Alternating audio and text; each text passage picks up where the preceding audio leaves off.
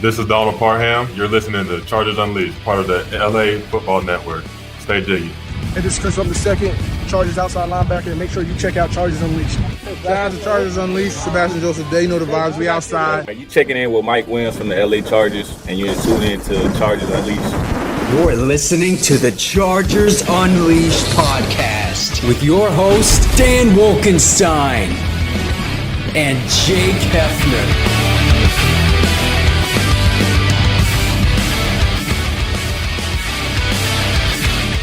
Welcome to another edition of Chargers Unleashed. Jake Hefner and Dan Wolkenstein here with you from the LAFB Network. Today's show, of course, is being brought to you by BetOnline, Charger Bolt Family, Rock Solid Sports Memorabilia. If this is your first time tuning into the show, make sure to hit that like and subscribe button on YouTube. You can also follow us on Facebook, Twitter, Instagram, Spotify, and Apple Podcast.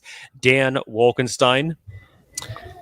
The 2022 NFL season's still going, but for Chargers fans everywhere, we're already deep into 2023, my friend, and whether we're talking about the NFL draft, which comes up in April, or the latest news when it comes to the Chargers as it relates to their coaching staff searches, namely offensive coordinator, quarterbacks coach, and as of right now, linebackers coach. The hunt is on. Everybody's interested in who the Chargers are potentially interviewing. Obviously, Chargers fan base everywhere has their own opinions about it, and they have been very outspoken on who they would either prefer, not want to hire, potentially hire. Chargers should do X, Y, Z. It's all over the place right now. And this is the crux of what's happening with a number of different teams as it relates to filling out their coaching staffs as it relates to the 2023 NFL season. But first and foremost, obviously, we're going to delve into all of that here in just a little bit as far as the latest coaching updates for the Chargers, who they've requested interviews with, who they have already completed interviews with, and possibly some potential ones that may take place after this conference championship weekend. But Dan, first and foremost, how are you, sir? I'm great. I forget how much every year it feels like this. I forget how much I enjoy off-season talk, whether it's the draft, whether it's coaching, whether it's free agency, you name it. And then every year I remember, and I get such joy out of this season. So I'm great. I started looking at some draft prospects. We started looking at some guys possibly for the Chargers. It could be, a Tank Dell. It could be a Jordan Addison. Listen to Dan Wolkenstein. You know what? I am very proud of you. See, now this is the type. These are the type of nuggets that I want to hear from you in like November. Well, they're not there. They don't exist in November. But they do. But just give me that, okay? I know we'd rather be talking about the Chargers and the AFC, conference championship right now. Unfortunately, that's not the case. But you know what? One of the best things to deal with that type of sorrow is looking at NFL draft prospects. How sad are we? It is. It's sad. I know. But you know what? You got to find ways to deal with your sorrow, and that particularly is one of mine. Yes. So, no, I'm great. Looking forward to seeing kind of what the Chargers do with the draft. Obviously, what positions we need, which we'll talk about all in the offseason. But I think what's most important right now, what's most pertinent, is what we're going to talk about today. Who are the offensive coordinator candidates for the Chargers? Why is there a spot open? What are they looking for? And who might be the best fit for this team? Jake, over or under, I'm going to go 7.5 offensive coordinator interviews. Separate people for this Chargers coaching job. 7.5. I mean, if I remember the math correctly, 1, 2, 3, 4, 5. They're already at 6, so that sounds like a good number that it's going to go over. So, I would probably pound the over, especially if they have their eyes on certain coaches after this conference championship weekend. So we'll talk about. We'll see what happens. But want to remind everybody real quick that BetOnline remains your number one source for all of your sports betting needs this season. You'll always find the latest odds, team matchup info, player news, and game trends over at BetOnline. And as your continued source for all sports wagering information, BetOnline features live betting, free contests, and giveaways all season long. All you have to do is head on over to betonline.ag to join and receive your 50% welcome bonus with your first deposit. Make sure to use that promo code BELIEVE, that's BLEAV, to receive your rewards. Bet online, where the game starts. Jake, how are you today? It's early, and if you notice, my background has slightly changed from what it normally is, and that's because if you see right here, this time of the day, the light decides to come right in my face, so I literally am blind, so I had to, do a little makeshift here, but other than that, I'm great. I had a fantastic workout this morning. I had my pre-workout. My energy levels are good. I'm ready to talk about this. Do you have athletic greens? Because, man, you are on a roll. No, I have not had my athletic greens today. It's the off season. There's, I guess you would say normally, Dan, from our conversations, there's less for me to be pessimistic about on a week-to-week basis. So maybe that is the reason for somewhat of the pep in my step this morning. For those who are not watching or just listening to our podcast, imagine there's a show on Netflix called God's Favorite Idiot. I don't know if anybody's seen it, but in the show, there is a character who basically has been anointed by God to whatever. I'm not quite there yet, but he glows. He glows. He literally glows. That's what Jake looks like right now. God's favorite idiot. He's glowing with the sunlight. I don't know if that was a compliment or an insult. Oh, it's a compliment. He's a very, very kind man. Like the comparisons literally that you had to give me to God's favorite idiot is the fact that I just so happen to be glowing in the way of sunlight. So Jake, very weird. Lots of discussions over the past week or so about kind of what the Chargers team needs, especially on offense. God, how important is this? Especially with where you're at with the Justin Herbert contract situation right now. We don't know if that's going to be extended this year or obviously when it goes into the final year of his contract. You hope it doesn't get that far. But as I had mentioned a couple weeks ago, I think that Tom Telesco and Brandon Staley, as of this moment, are linked as far as their tenure goes with the Chargers.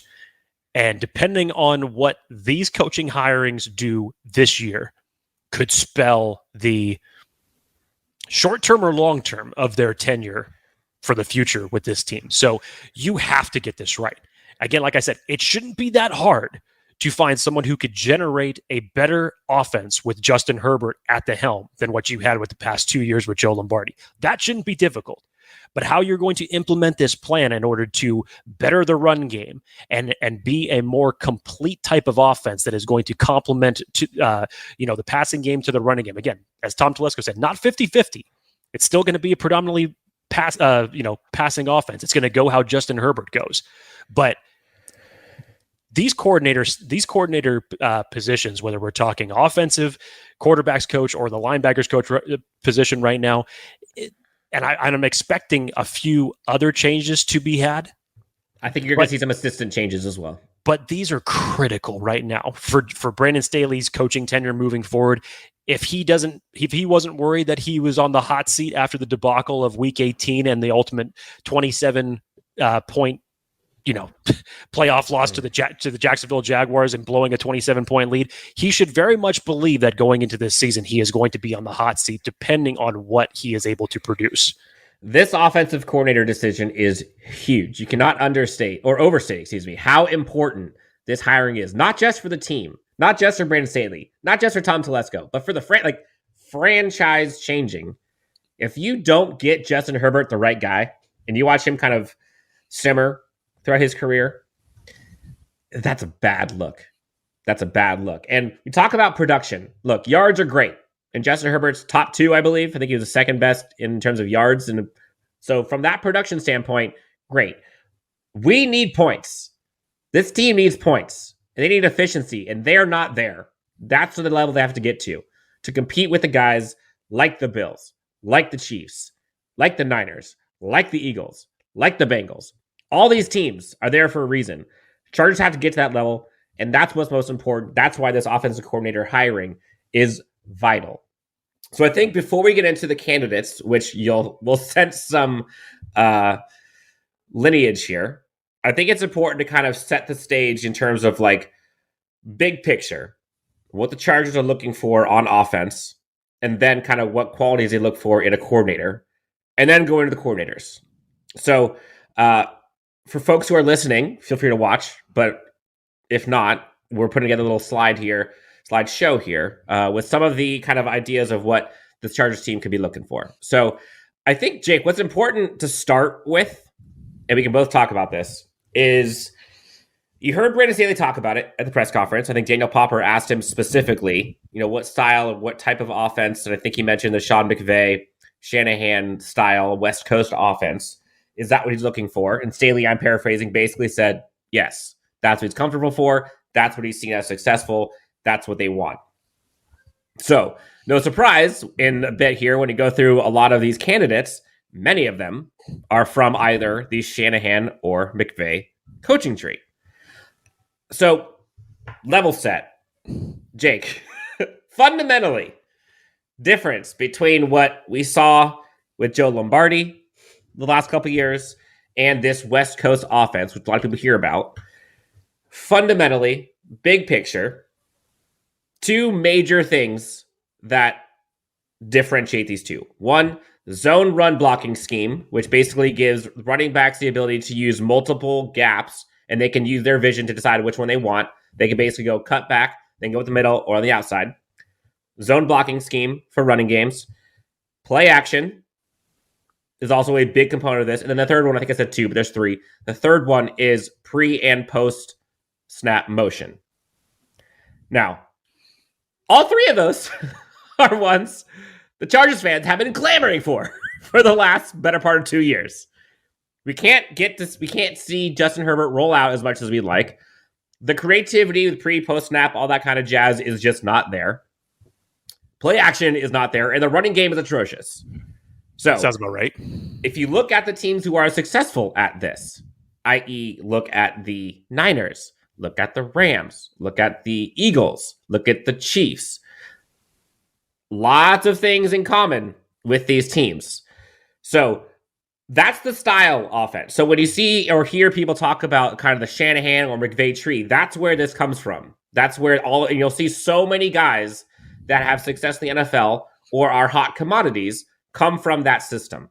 So obviously Kyle Shanahan, obviously Sean McVay, Mike McDaniels just this past year, Mike LeFleur in the past, who's obviously a candidate now. Lots of guys come from that. Andy Reid, same style. So that kind of innovative, makes the defense think style is what this team is looking for. So when you look at that compared to what the team had previously, it was anything but. Night and day. Complete night and day. But. The interesting part about all this, Dan, and as we're going to get into the candidates here, the connections are definitely there. And it kind of works with, again, you emphasize on what Tom Telesco really said in his press conference, said we're never going to be a 50-50 balanced team between the run and the pass. We're still going to be a predominant passing offense. But you have to improve this run game, because it does not complement your passing game well. It does not assist Justin Herbert. It is not versatile enough to confuse defenses. And what type of zone blocking run scheme that you want to insert into this, or hell, just come up with a better way to get your running backs involved in this offense. It needs to be completely reconfigured here. And I think the best part that I was reading all week, because we had talked about the coaching candidates last week, Dan, before, right when the news came down that Joe Lombardi had been let go from the franchise and who they could potentially be looking at. This whole fan base has basically said, so we're basically just interviewing the entire Ram staff right now. I think I saw one from even our own LAFB boys over at the Rams with our good friend Ryan Dyrud, who said at some point the Chargers are going to interview the custodian for their offensive coordinator position if he was with the Rams. If they've had a cup of coffee with either Shanahan or McVay at some point in their career, they're probably getting an interview with the Chargers. So it's, again, you tie it in with a little bit of with what Staley said, that the biggest number one quality that he was looking for was leadership. It doesn't necessarily mean that they've either been a prior head coach, anything like that. And as you've seen, and the guys that we're going to go through here, it is a mixture. You have some guys that have remained at coordinator positions, albeit at, coaching multiple spots on offense, but they have been tenured for 14, 21 years of experience in the league. Or you have other ones that only maybe have roughly 4 to 6 years of coordinating, but obviously the familiarity and what they have built up in their resume thus far. So in short, it sounds like the Chargers are casting a pretty wide net of what it is that they're looking for in their offensive coordinator. A wide net, but a narrow focus on what they're looking for. They need to have a specific mold that they can fill. It is interesting, Jake. I think that Chargers fans, we're a fickle bunch. We all know. We all know this. It feels like the staff is kind of damned if they do, damned if they don't. Like, I feel like 40% of the fan base wants to have an experienced coach who's been here for years, who's mature, who can kind of put Brandon Staley in check sometimes for those big decisions.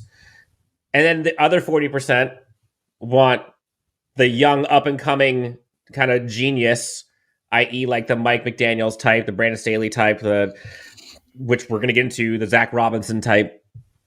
And then the other 20% are just like digging their heels in Sean Payton.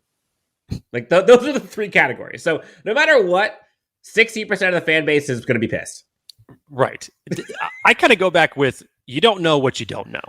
And let's just be honest here. Eric Bieniemy's not coming through that door. The good offensive coordinators are coveted, so they're either going to be getting head coaching positions or they're going to be retained by their current team. So let's just remember that for a second. Now, it doesn't mean that anybody that's interviewing right now is automatically going to be terrible.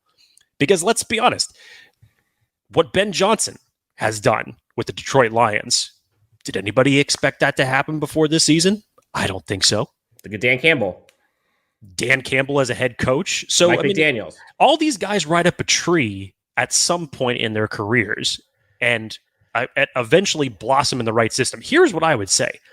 No matter what coordinator the Chargers bring in, whether it's someone with experience, former head coaching experience, has or is very young in the game, which again, a lot of the Chargers coordinators that they have interviewed thus far are either 40 years and below. You only have to do two things. Be creative and not be Joe Lombardi. It doesn't sound like it's that big of a checklist to hit on, especially Fair. when you have an asset like Justin Herbert. Fair. So I think I want to kind of level set with what folks are looking for when they look at these coordinators, and just one little kind of tip of the cap. And I think just to put a topping on this is people want experience. And I've seen a lot of people talk about this. Like, the good coaches are not going anywhere. They're getting paid well, handsomely, because they're good coaches. The other experienced coaches, excuse me, there's a reason why they're available. Like, just remember that. Like, sure, they could have grown, they could have improved, but there's a reason why these experienced coaches are now available. Like, there are some check boxes in the wrong category on those coaches. So I think at this point, Jake, let's kind of kick this thing off. Lots of candidates, some of which we've already seen the team kind of talk about or request interviews for. Let's kind of kick it off with the first one here. Thomas Brown, Rams tight end assistant head coach, has been requested by the Chargers for an interview. I believe he's actually interviewing today. It's January 25th. He's interviewing for the Chargers offensive coordinator job. Rams tight end / assistant head coach Deshaun McVay. Jake, overall thoughts? So you dig into this a little bit and you understand how much Thomas Brown is coveted and how basically up and coming he is around coaching circles in this league. Now, the one emphasis that I have seen here, and we kind of leaned into it with talking about the Shanahan tree and the McVay tree, is that the emphasis is either you're talking about guys that have at one point coached the tight ends and had some semblance to do with the running game. That should give you a hint, because you connect the dots a little bit here with a lot of these coaching candidates, and that shows an emphasis on what the Chargers really want to improve on. Now, I get it. Everybody's wondering, like, okay, well, how are you going to make Justin Herbert better? That will come. That creativity will come. But this is one aspect of the offense that you really, really need to fix. And whether that's this coach is going to come in here and outside of just improving the run game, how are you going to develop the tight ends more? How are you going to utilize them more? And as much as I really enjoyed seeing Gerald Everett and Donald Parham, I would have loved to have seen more of them in this offense. Now, obviously, with Donald Parham's case, that was tough due to his lingering injury that he had. But just in general, the Chargers tight end group beyond Everett and Parham didn't really contribute that much to this team. So you have to figure out not only what can we get the best out of the guys we have on this team, but potentially anybody else that you're going to bring in here What are you going to do to develop that in order to perfect this scheme? And Thomas Brown, for what he's done in the league thus far, has definitely shown that. And the thing to keep in mind, it's not just what he does now, but what he's done in the past. So he joined McVay's staff actually managing the running backs squad, which, again, you look at what the Chargers need to improve on a ton. Running game is arguably, if not the best, of the top 3 most important things that have to get improved. I would say running game, I would say speed, and I would say passing game. Like, those are the 3 things I would say. So he has familiarity with the running game. He has familiarity with the tight ends, which I know is an emphasis the Chargers are looking for, possibly in the draft as well as in the coaching staff. And with that high of praise from Sean McVay to where he immediately becomes assistant head coach in a year, I think that speaks volumes. So he has lots to offer. He's dabbled in a few different things that the Chargers really need, and has the praise of A1 Sean McVay as well as Brandon Staley. So yeah, if you're looking for someone as far as the coaching candidates goes that you could say would give you the best chance to improve the running game, Thomas Brown would probably be at the top of this list as it stands right now. Now let's keep this Rams train rolling.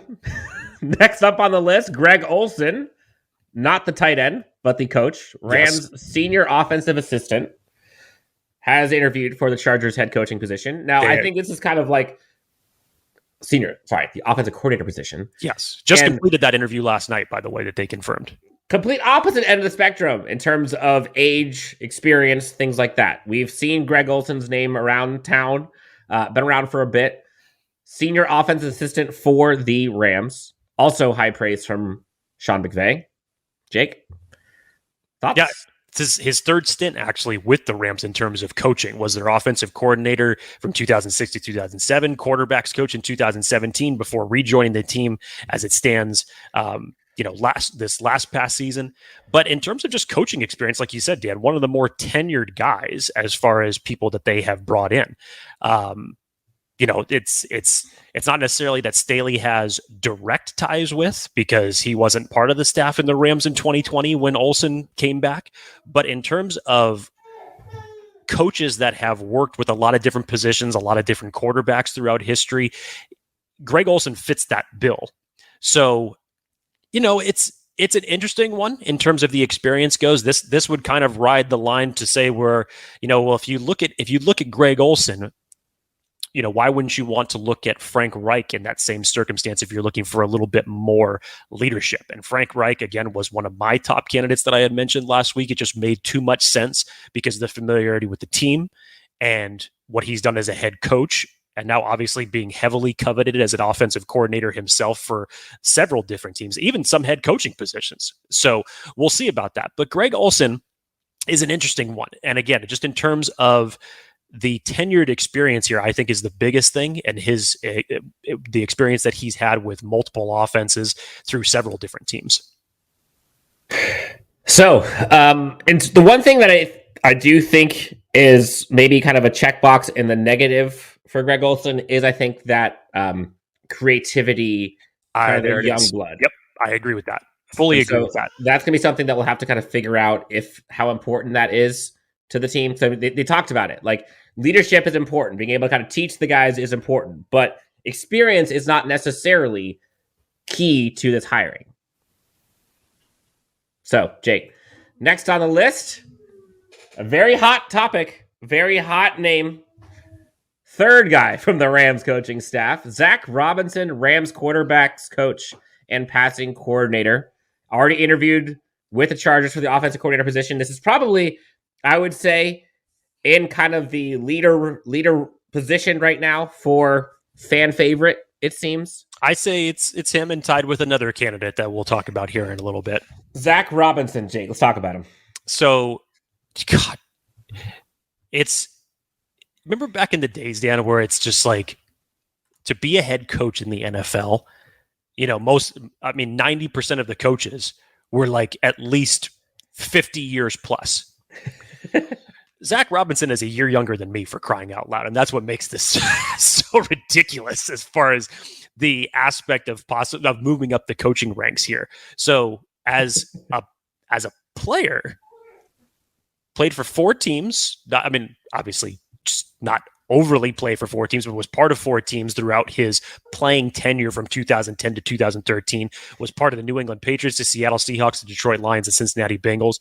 And as a coaching standpoint, Dan, this is how he has moved up the ranks kind of in the same light as Brandon Staley has through his coaching acumen. But since he's been with the Rams since 2019, assistant quarterbacks coach, assistant wide receivers coach, and once again, assistant quarterbacks coach. And then, of course, this past year, passing game coordinator and quarterbacks coach.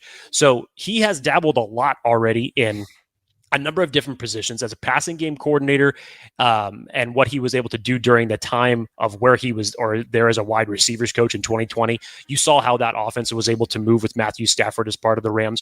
I think in terms of that connection with Brandon Staley, I think this would make a lot of sense as far as hitting the creativity thing that you want with this offense in terms of the passing game coordinator experience. I would definitely guarantee you're not going to get the same type of offense that you would have gotten out of Joe Lombardi with Zac Robinson as your offensive coordinator if he's going to be coming in here. So that makes me feel really good. I just think overall for a young and upcoming coordinator moving up the ranks like this, I think this one makes a lot of sense. From a familiarity standpoint, again, with Brandon Staley. I had mentioned him last week. He was actually one of my top possibilities as coming in and replacing Joe Lombardi. So I'm really on board with this hire. I'm glad that they've already taken care of him. But as we have heard, he is highly coveted. He's already completed his interviews with the Baltimore Ravens, and I think there are some other teams currently requesting permission as well. Yeah. So in terms of like the ability to kind of have someone who can bring a lot to the table, right? Look what he did this year. Obviously the QB1 goes down, Matthew Stafford. They end up getting, the guy over from the Browns. That's how you're going to reference him too. Yes, wow. Baker Mayfield. And for a while, he's making Baker Mayfield look like a resurrection. And we've seen what this Rams offense looks like when healthy. They have Cooper Kupp, they have their guys. Obviously, they were decimated this year, but experience at the quarterback position, experience at wide receiver coaching. Been the staff since 2019 for the Rams. And also, he's kind of a brain trust, if you will. Obviously, it comes from the McVay scheme. For PFF employee, so huge in analytics, kind of brings that data-driven approach to game planning, which mirrors what Brandon Staley has done for a while.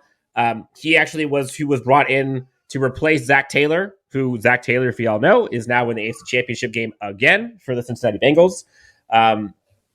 Zac Robinson is a hot commodity, and he's going to get a job at some point. He's going to get an offensive coordinator position this year. I guarantee it.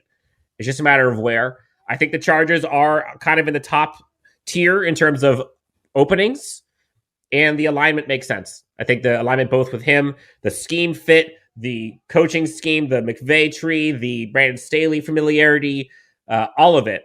Analytics, he's kind of got all those boxes checked. That would be kind of the leaning into kind of the modern analytics, data-driven approach. And he's on my top. I think he might be one of my top two in terms of coaching options for this Chargers team. Now, moving on. Another one from the tree. Joe Brady. This one got a lot of attention yesterday. Yep. So yesterday we came out that Joe Brady, Buffalo Bills quarterbacks coach, is going to be interviewing with the Chargers for their offensive coordinator position. Another one of my top four, Jake.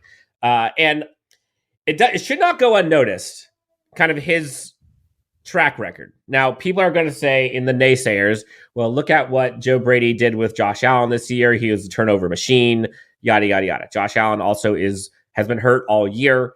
And I don't necessarily know if I put that on Joe Brady, but he was on the Carolina Panthers staff in 2020. And then before that, he was on the LSU championship team with Joe Burrow, Jamar Chase, Justin Jefferson, where they went 15-0, averaging 49 points per game with the spread offense, West Coast offense that this Chargers team is looking for. Now, obviously, he has now been with the Bills, been helping Ken Dorsey, been with Brian Dable. Brian Dable leaves, and the offense takes a step back. Is that because of Joe Brady? I'm not necessarily sure. I genuinely think that they, from a passing efficiency perspective, look at what Joe Brady did in Buffalo. Look at what he did with LSU. Like, you can't beat that. Now, sure, was the Panthers stuff his fault with the quarterback situation there? I don't think so. But Joe Brady is a hot commodity. I have him in my top 4 list as well. Comes from a tree that is doing pretty damn good. Jake, what are your thoughts on Joe Brady? I really like this idea for this hire, Dan. You specifically were waiting on this possible announcement to drop when the coaching searches were starting. You're like, why hasn't anybody mentioned like Joe Brady as a possibility or anything like that? Yep. And then sure enough, yesterday we get the word that the Chargers have requested permission to interview him. Now I really like this one. And again, you talk about young and upcoming head coaches, and then you just look at the experience that he's had. Again, not long tenure, no head coaching experience, but when you look at what he assisted Joe Burrow to do in winning a national championship in 2019, the offense was stupid as their passing game coordinator and their wide receivers coach. And so to think that he has worked closely with the likes of Joe Burrow and most recently, obviously, with Josh Allen, Carolina Panthers, as far as what you want to look at that, the whole head coaching staff in Carolina during his tenure there was absolutely atrocious. And what he and there's only so much that you could do when you're talking about going from an offense that's powered by Joe Burrow to the likes of either Teddy Bridgewater or Sam Darnold or PJ Walker. You're not really, and again, weapon deficient. So you're not really going to get the same type of output that you normally would in that circumstance. But then you go again. So then you put him back with Josh Allen, and whatever, regardless what anybody wants to say about Josh Allen, still put up stellar numbers this season as a still MVP candidate. Like, let's be real. I would honestly, and I've said this before, I go back to that Buffalo-Miami game, the most recent one that was in the snow. Or sorry, not the playoffs one, obviously, but the one that regular season. Yes.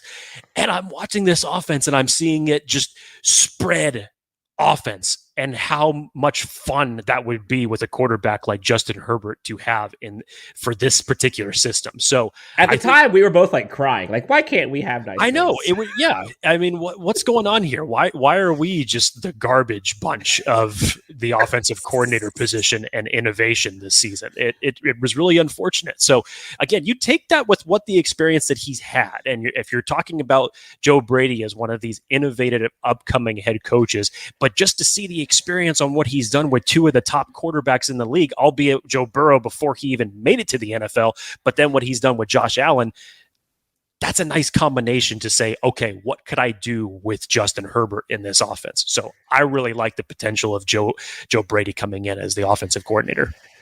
So another one that has been asked to interview, this one actually comes from the Vikings coaching staff. An interesting name. A lot of folks, I don't think necessarily knew who this was, but Jerron Johnson, Viking assistant quarterbacks coach.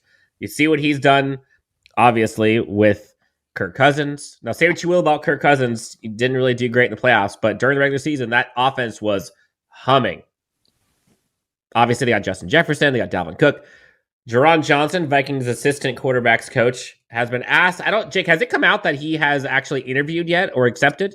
I haven't seen anything saying that either there was acceptance, that Chargers have completed an interview with him. So I haven't seen anything beyond the initial request that this has taken place. So essentially, he previously, kind of give you a quick rundown, used to be a quarterback over at Texas A&M. And then after that, he went to the Eagles, Steelers, Bears, Ravens, and Cowboys as a player, quarterback for all of them. Then in 2017, made his jump over to coaching. Worked with the 49ers with their diversity coaching fellowship, then went to the Colts, and then went to offensive quality control from 2020 to 2021. And then last year was his first season with the Vikings, working under O'Connell. So he's got kind of the lineage, if you will, in terms of started with the 49ers diversity coaching staff all the way up to now with the Vikings. This one, in my eyes, kind of seems like an outside chance. I don't necessarily know. I don't have him in my top 5 of coordinators, but he was requested by the Chargers, so I figured we have to talk about him. Yeah, this one is another one where you start digging down the McVay-Shanahan tree, and you'll find the nuggets there that obviously connect. Because if we went to Walmart one day with Mike, exactly. Shanahan. If we recall, Kevin O'Connell, who is now the current head coach of the Vikings, he was one of Brandon Staley's choices to be the offensive coordinator of this team before Joe Lombardi ended up ultimately getting the position. There were a number of people that he wanted to have in that role before Joe Lombardi. So, and let's mention it because the Chargers had requested to interview the offensive coordinator, Wes Phillips, but were denied that request from the Vikings. So again, you're taking someone who has that tie to Kevin O'Connell, ultimately the Shanahan McVay coaching tree that Brandon Staley has been familiar with. And as you mentioned, Dan, look what that offense was able to produce, even with Justin Jefferson and Kirk Cousins at the helm. And it wasn't always the prettiest, but it still was explosive, put up great numbers. This still is an interesting one as far as one of the more probably up and coming coaches, but there is the trend there that follows this whole tree that Brandon Staley has been talking about in terms of who they're looking for. And again, I think it's wanting someone that the translation of what Brandon Staley wants to do is not going to be so difficult for Justin Herbert to then, again, deal with another coordinator in a different system. He wants to make this thing as seamless as possible going into this season. So obviously he wants a coordinator that their system and their vision for the offense is going to be completely aligned. So Jake, let's get into a couple guys that either we would love to see, either you and I personally or folks have talked about, and possibly names that we have not necessarily heard as much about, but we should probably hear. I'm going to put this out in the Twitterverse, in podcasts, in the reality. 49ers passing game coordinator, Bobby Slowik, should be, and I'm praying to God, is interviewed for the Chargers offensive coordinator position. Now, a lot of people are, who the hell is Bobby Slowik? Well, if you look at the first slide that we were just talking about when you started this episode, Chargers talked about their desire to have a West Coast offense, desire to have kind of that McVay tree, or the Shanahan tree. Well, Bobby Slowik, go check out what the Niners offense looks like and compare that to what the Chargers offense looks like. Cuts smooth like butter. It's incredible what that offense looks like. And the efficiency that it plays with, given what they have at quarterback right now, to me is arguably the most impressive component. In my eyes, people want to know, who is this guy? So he's been with the Niners for 5 years. Obviously, offensive passing game specialist. He started off with Mike Shanahan as a video assistant, basically was covering opposing teams and was helping video department essentially break down upcoming opponents. Then became defensive assistant under Mike Shanahan with the Washington football team. Well, I guess at the time, this was Washington Redskins. Then 2017, 2018 was a defensive quality control for Kyle Shanahan and the Niners. Then went to offensive assistant for the San Francisco 49ers in 2019, 2020 under Kyle Shanahan. Then offensive passing game specialist for the San Francisco 49ers currently. If you want someone who is going to bring in what this Chargers team is desperate for, it's Bobby Slowik. Again, we're talking about a 49ers team that has cycled through Trey Lance, has cycled through Jimmy Garoppolo, and now Brock Purdy, and they rank third in the NFL in passing efficiency. Third. Now, a lot of folks, they talk about kind of like this wide zone scheme, what a lot of folks are looking for with this Chargers team, which I think is very, very important. What he does to get playmakers in space is what I think the Chargers fans are desperate for. Desperate for. Ranks first in the NFL, the 49ers, in yards after the catch per completion at 7 yards after the catch per completion. Now, that was Jimmy Garoppolo. Purdy would rank third at 6.2 yards after the catch per reception.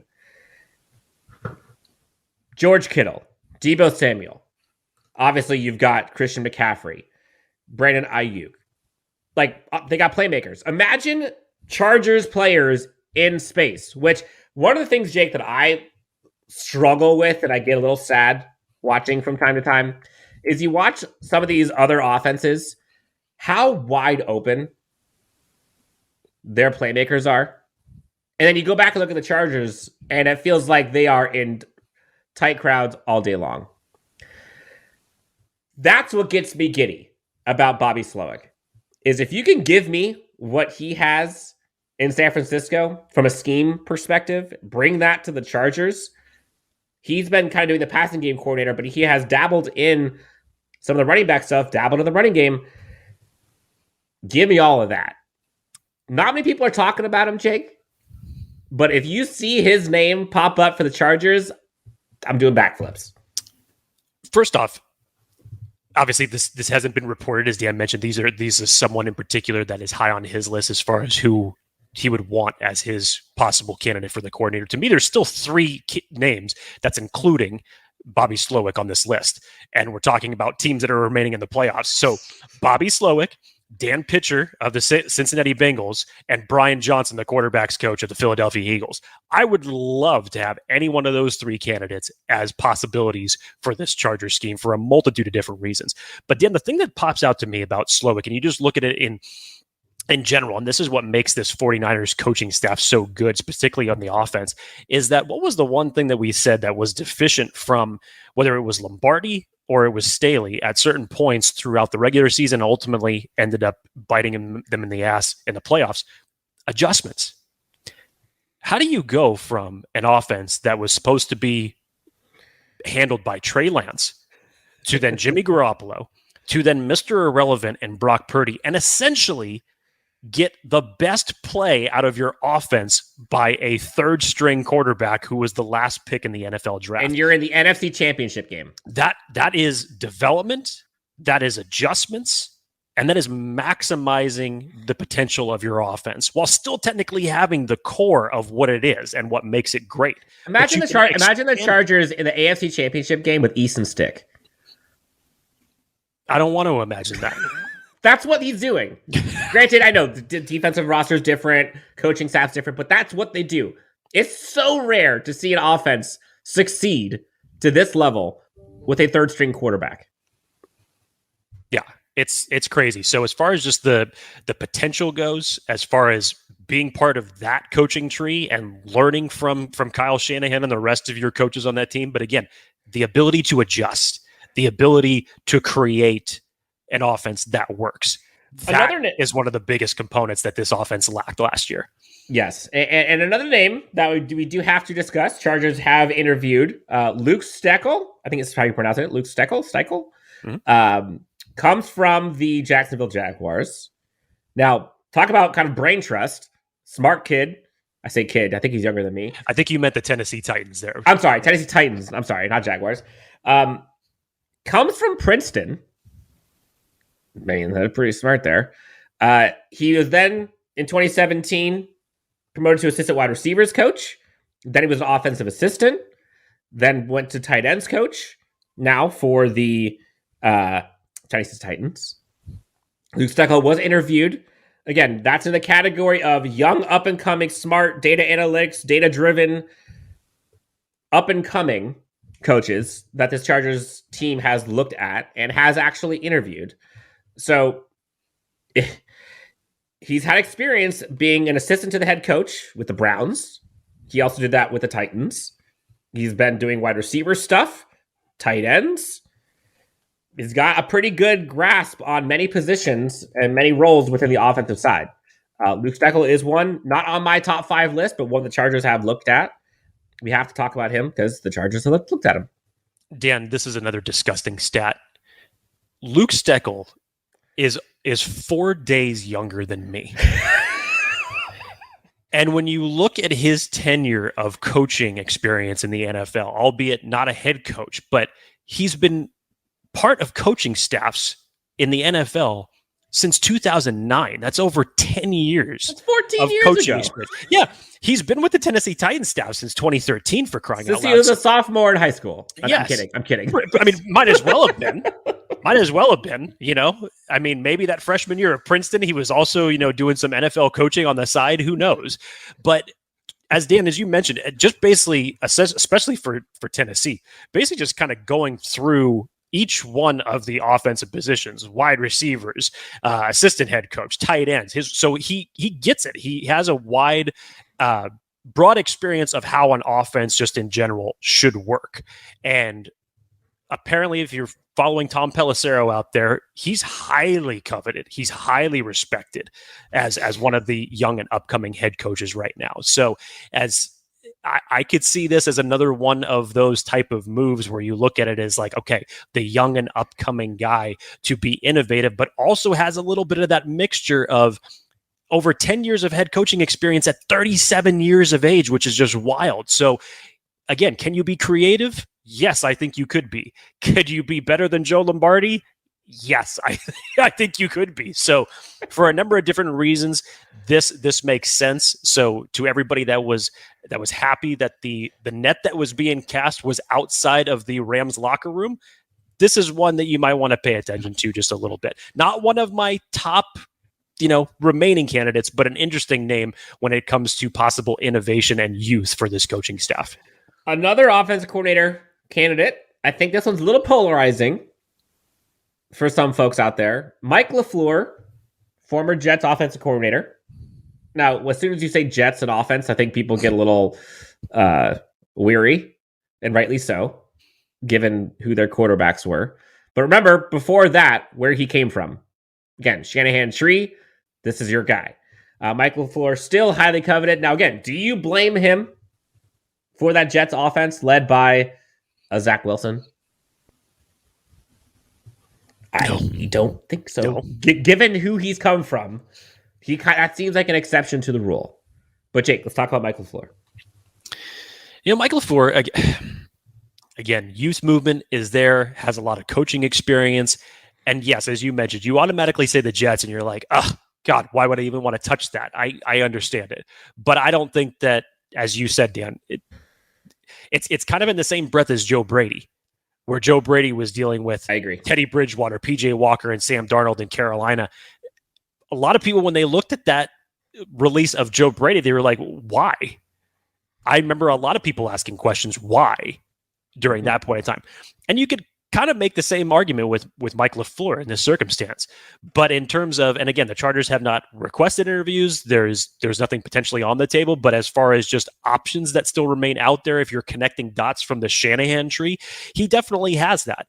And it's been successful during his tenure there. So yeah, I think you could have a better turnout with him as your possible part of this coaching staff with Justin Herbert at the helm. But again, time will tell. But I know that this name has been fluttered out there as a possibility. We'll ultimately see if that comes to fruition. I mean, I'd like it. I think he's a good coach. I think he'd fit well.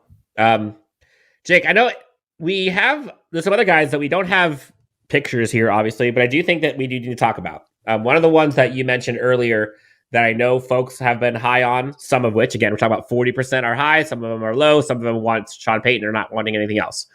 Frank Reich has been one of the guys kind of on your hot list. I think he's on your top 5. Am I right? Oh, he was in my top 2. Ooh, okay. So Frank Reich, what do you love? How do you see it working? And do you think he fits the West Coast innovation stuff that I think a lot of folks have been clamoring for, and the coaching staff and Tom Telesco have talked about? Yeah, I mean, I think he definitely does. I mean, you look at obviously his experience with his time as the Chargers quarterbacks coach for a year, and then moved up to our offensive coordinator for 2 years for that. And then, of course, what happens? He moves on to the Philadelphia Eagles offensive coordinator. They ultimately are part of a team that ends up winning the Super Bowl. And now, when he moved on to the Indianapolis Colts, you talk about a team that has had a basically revolving wheel since Andrew Luck at the quarterback position. And even still to this earlier this year, when Frank Reich was ultimately let go, I was very surprised because I did not think that that was the problem or the issue. Definitely wasn't from Frank Reich's perspective. And considering what he had done, even with a limited offense, essentially, during his majority of his coaching tenure year, it was actually pretty impressive. So one of the biggest things that I had said for Brandon Staley, and this was either for offense or for defense, I really felt that he needed some more veteran presence, some guys that have been there. And nobody fits this bill right now as far as head coaches out there, aside from the Sean Paytons of the world. Obviously, but that's for head coach, so it's kind of disqualified in this conversation. But nobody fits the bill for possible offensive coordinators as far as experience goes than Frank Reich. A guy who has been there, guys familiar with this organization. You think that Frank Reich would love to have the opportunity to help mold an offense that has revolved around a Justin Herbert, given what he did in Philadelphia, given what he had did with the Indianapolis Colts and their lack thereof, essentially, of quarterback play that they got from their team. I think that would be great. And again, just to pair it with a guy like Brandon Staley, who's the youth movement of head coaches, more times than not, you see these young coaches, they get experience around them.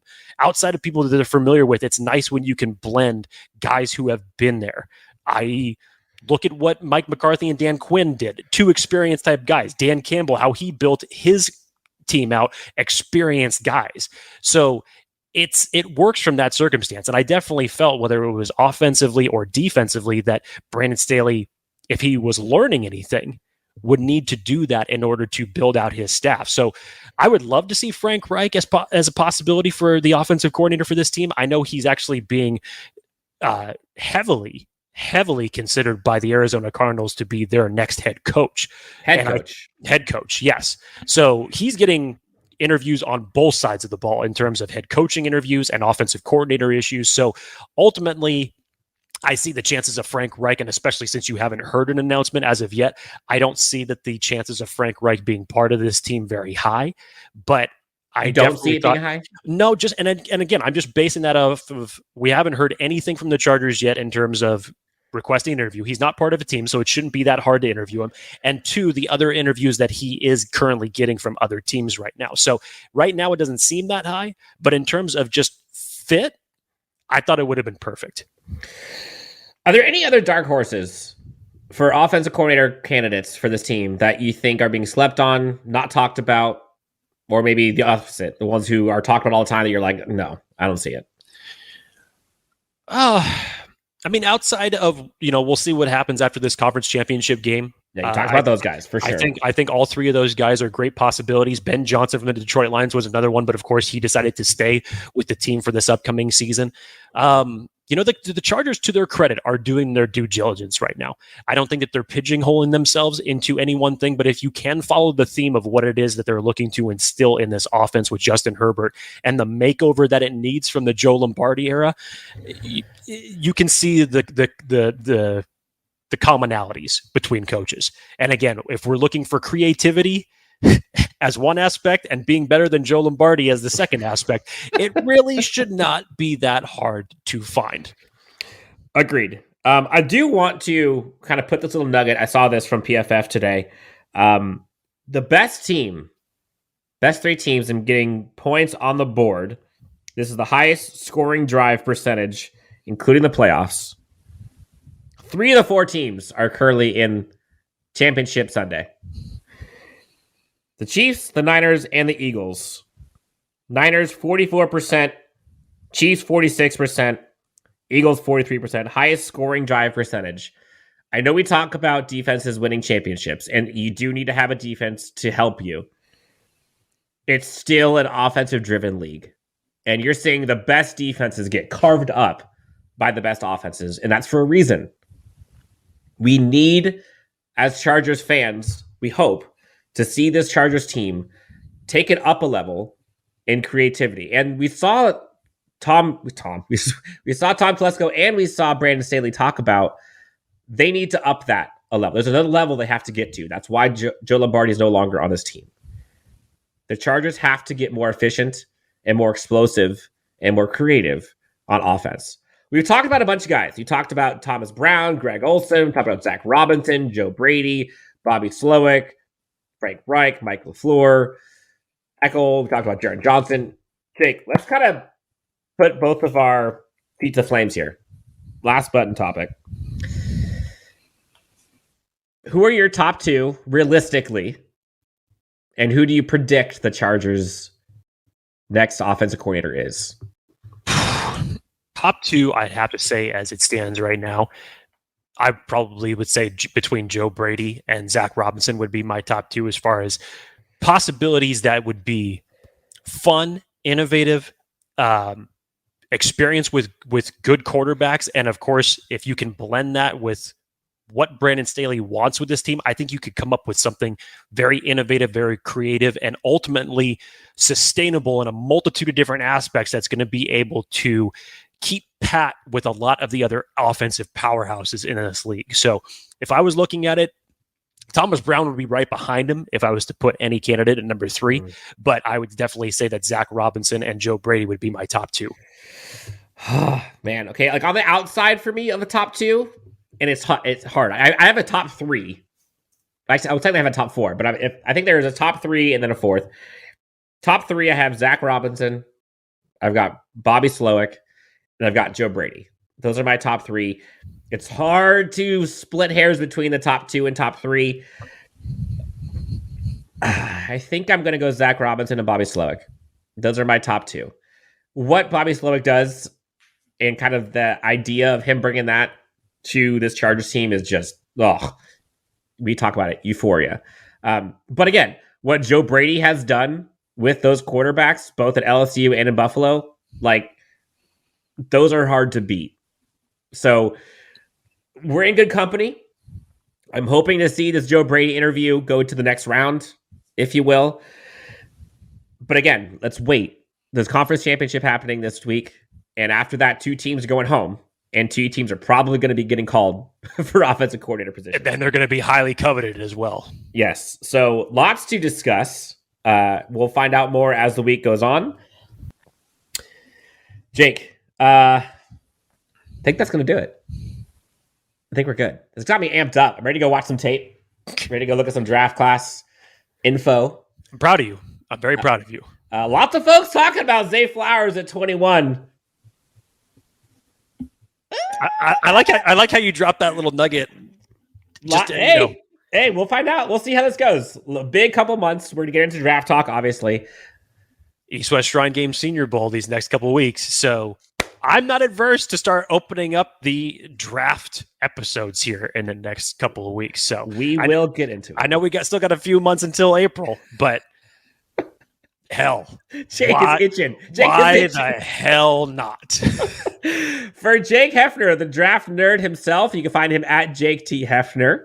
Myself at Dan W Sports. Hope this gave you guys some insights into what the Chargers are looking for and who these guys are at offensive coordinator. We'll talk to you guys next on Chargers Unleashed. Gotta find the end recording button.